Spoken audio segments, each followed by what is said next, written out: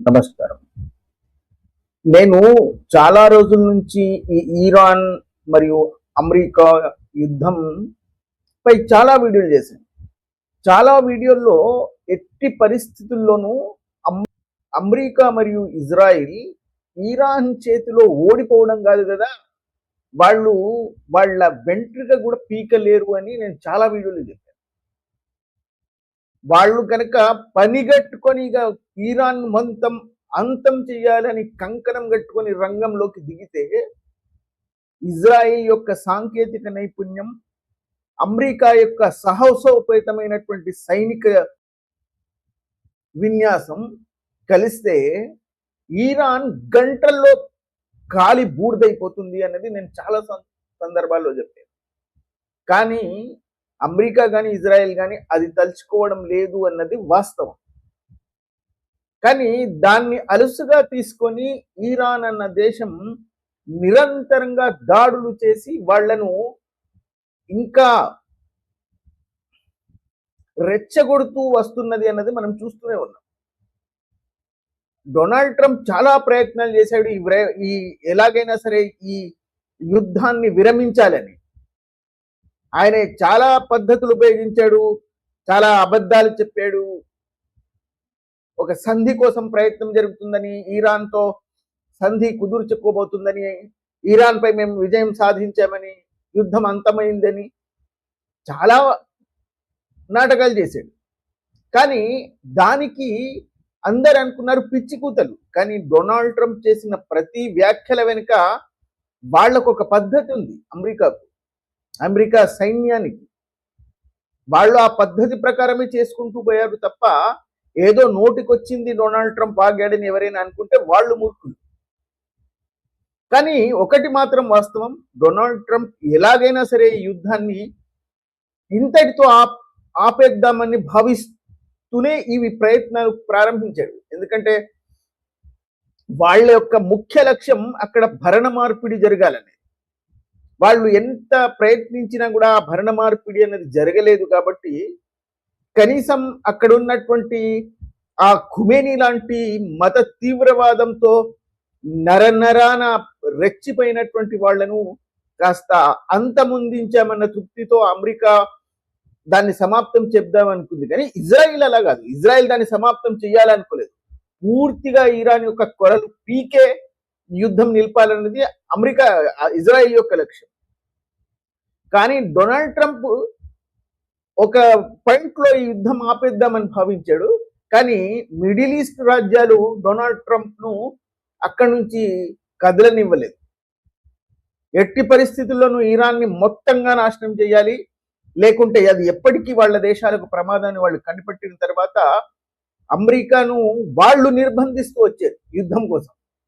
Iran పై పూర్తి దాడి చేయడానికి వాళ్ళు వెనుక నుంచి వాళ్ళు ప్రయత్నాలు ప్రారంభించారు. పైగా డొనాల్డ్ ట్రంప్ కు వాళ్ళు నిరంతరం అభ్యర్థిస్తూ వచ్చారు. సరే ఏది ఏమైంది అని ఈ యుద్ధ విమానాలను పంపిస్తూ ఇరాన్ పై దాడులు చేస్తున్నటువంటి సందర్భంలో ఇరాన్ చేసినటువంటి 2 చర్యల వల్ల వాళ్ళ 2 యుద్ధ విమానాలు వాళ్ళు దానిపై దాడి చేయగలిగారు. ఒక యుద్ధ విమానంపై దాడి చేసినప్పుడు అది కువైట్ సరిహద్దుల్లో జరిగింది కాబట్టి వాళ్ళ యొక్క ఆ పైలట్లను వాళ్ళు రక్షించుకోగలిగారు.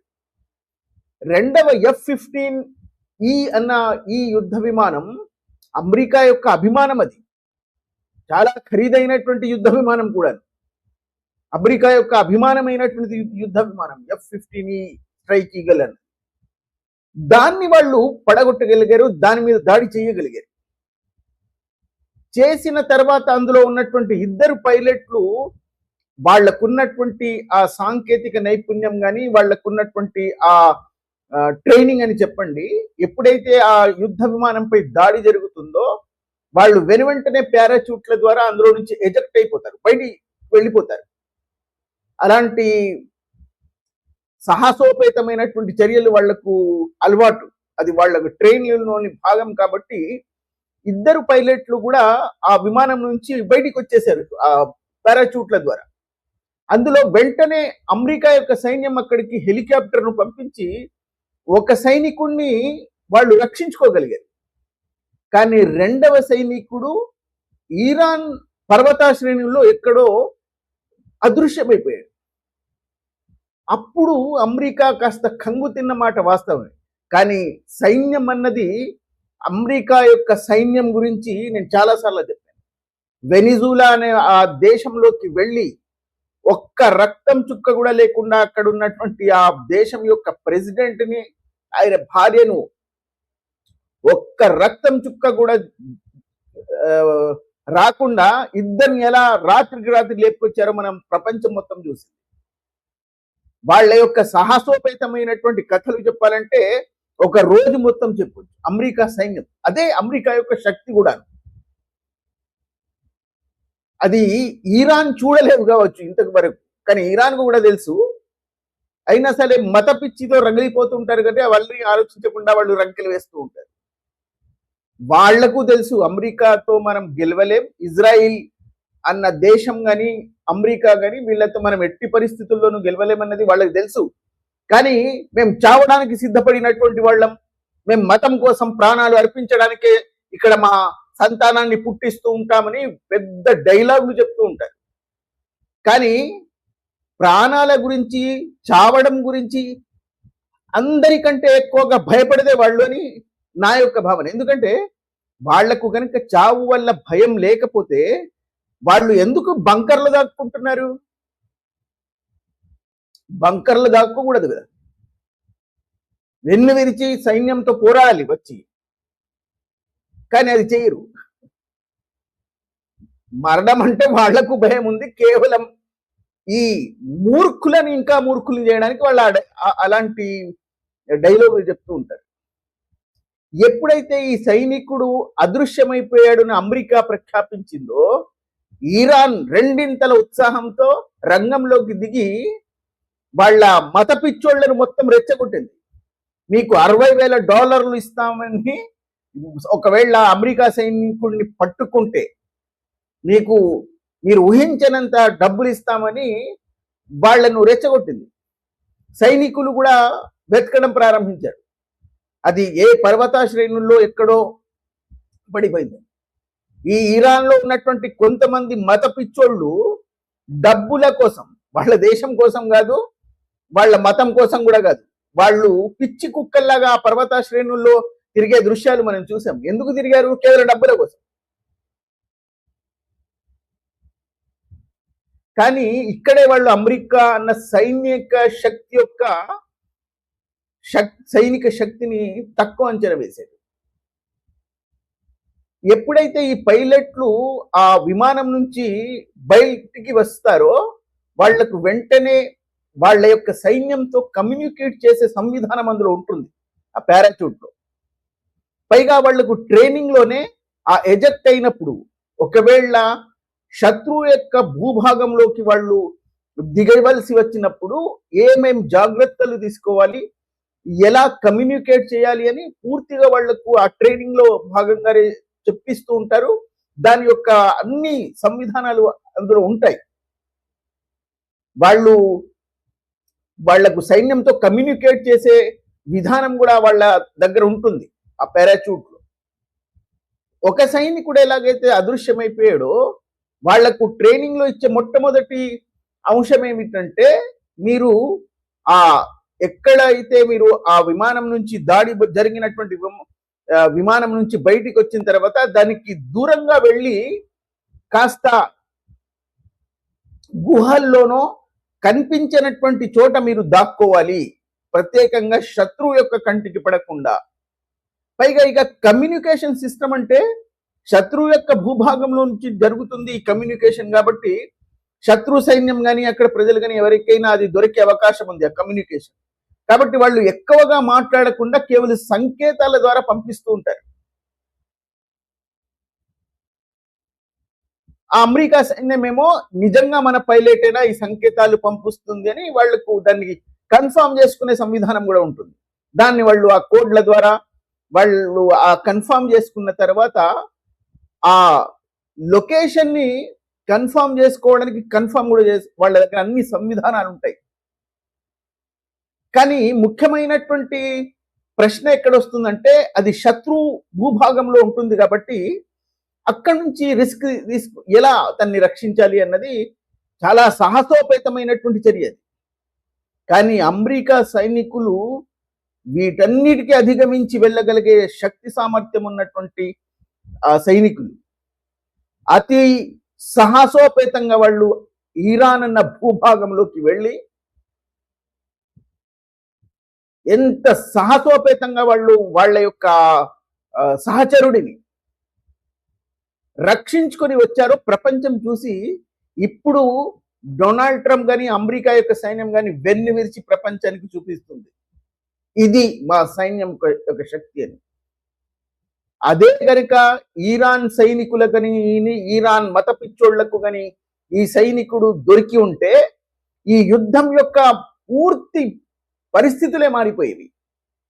ఎందుకంటే బహుశా చాలా మందికి గుర్తుందో లేదో తెలియదు కానీ 1979 ఇలాగే దాదాపుగా 52 అమెరికా పౌరులను అమెరికా ఎంబసీలో ఇరాన్ బంధించింది.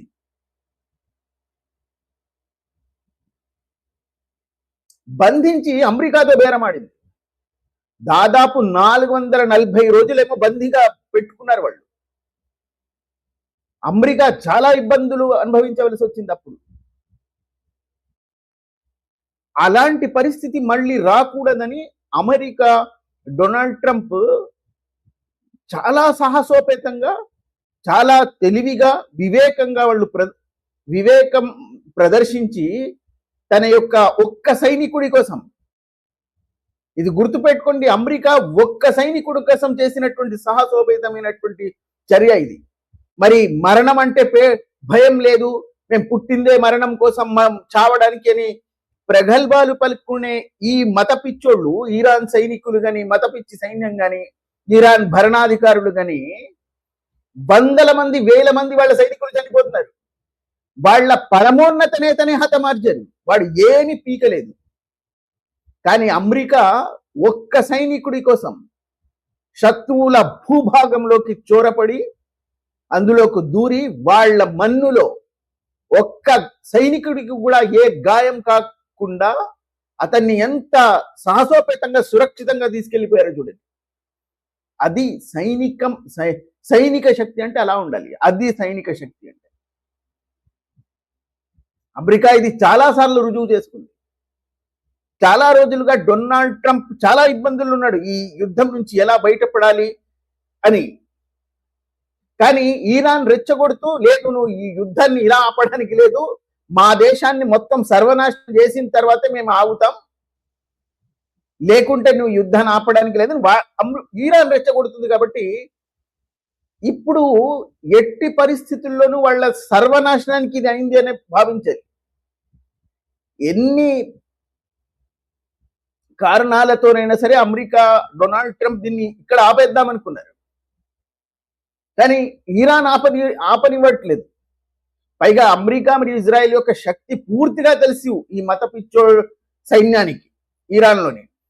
అయినా సరే మేము చావడానికి చంపడానికే పుట్టాం, మేము పూర్తిగా చంపడమో చావడమో చేస్తే కానీ ఇది ఆపమని కంకరం కట్టుకున్నట్టుగా వాళ్ళు ప్రగల్భాలు పలుకుతుంటారు. మరి చంపడానికి చావడానికి పుట్టిన వాళ్ళు, చావు అంటే భయం లేనటువంటి వాళ్ళు ఇప్పుడు ఇజ్రాయిల్ ఏం చేసిందంటే వాళ్ళ యొక్క ఈ అణుబాంబు కేంద్రాల్లోకి కాస్త ఉపరితలంపై దాడి చేసింది నిన్న 2 రోజుల క్రితం. దానివల్ల ఈ రేడియేషన్ అంతా బయటికి వచ్చి మా దేశం మీద మాత్రమే కాదు సరిహద్దు ప్రాంతాల్లోనూ సముద్రంలో ఇవంతా ప్రభావం పడుతుంది, మేము ఇబ్బంది పడతామని వాళ్ళు యునైటెడ్ నేషన్స్ కు లేఖ రాశాడు. మరి మీకు భయమే లేదు కదా, మరణం అంటే అసలు భయం లేదు, మీరు పుట్టిందే చంపడానికి చావడానికి, రేడియేషన్ రానివ్వండి, మీకెందుకు భయం? మాలాంటి వాళ్ళు భయపడతారు, మీరు పుట్టింది దానికోసం అని చెప్తూ ఉంటారు కదా, మీకు చావంటే భయం లేదని, మీరెందుకు భయపడుతున్నారు? మరి ఇదే వాళ్ళ ద్వంద్వ ప్రవృత్తి. మరణం అంటే అందరికంటే ఎక్కువ భయపడేదే ఈ మత తీవ్రవాదులు. వాళ్ళకి తెలుసు 72 కన్యలు ఎక్కడా లేరని. కేవలం వాళ్ళ మదర్సా మూర్ఖుల్ని చేయడానికి అది వాడుతూ ఉంటారు తప్ప ఈ మత ప్రచారకులు ఎవ్వడూ నమ్మడు దానికి. అందుకే మరణం అంటే భయమనే వాళ్ళు భూమి అంతర్భాగంలో సొరంగాలు నిర్మించుకుని అందులో దాక్కున్నారు. కానీ ఇజ్రాయిల్ అక్కడ కూడా వెళ్ళి మొత్తం ఒక్కొక్కడిని లేపేస్తుంది. ఇప్పుడు నేనే ఇరాన్కు ప్రాతినిధ్యం వహించేవాడిని అని చెప్పుకునే నాథుడు లేడు. ఏది ఏమైనప్పటికీ అమెరికా సైన్యానికి నిజంగా కూడా శుభాకాంక్షలు అందజేయాల్సినటువంటి అవసరం ఇది. మనం అభినందించవలసినటువంటి అవసరం.